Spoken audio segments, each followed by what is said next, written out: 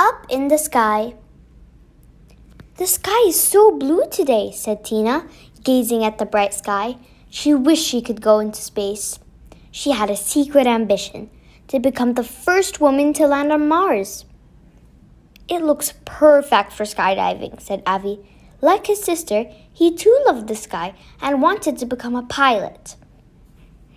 Tina and Avi could hardly wait for the next holiday when they would find out what was there in the sky. Tina and Avi had formed a club called Air Riders, and they were its commanders.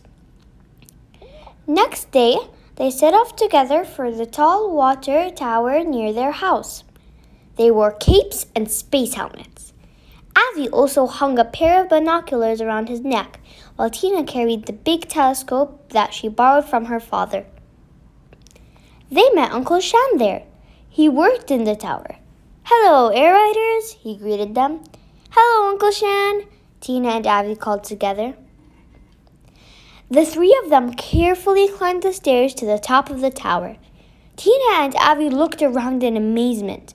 They could see the vast sky. Tall buildings and towers seemed to be touching the clouds. Trees looked like green patches. "See there," said Uncle Shan. "That's a tower crane."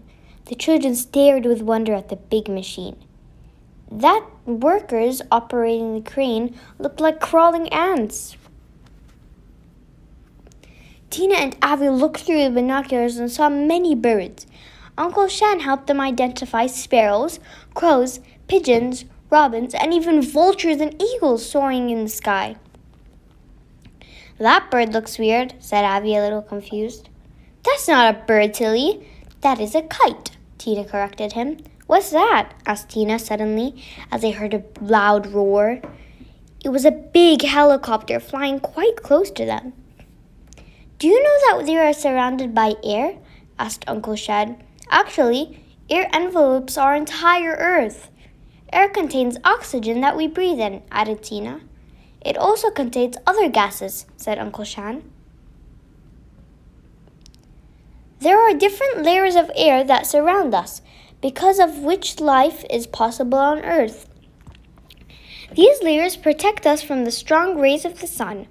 Stars seem to twinkle because of these layers," explained Uncle Shan.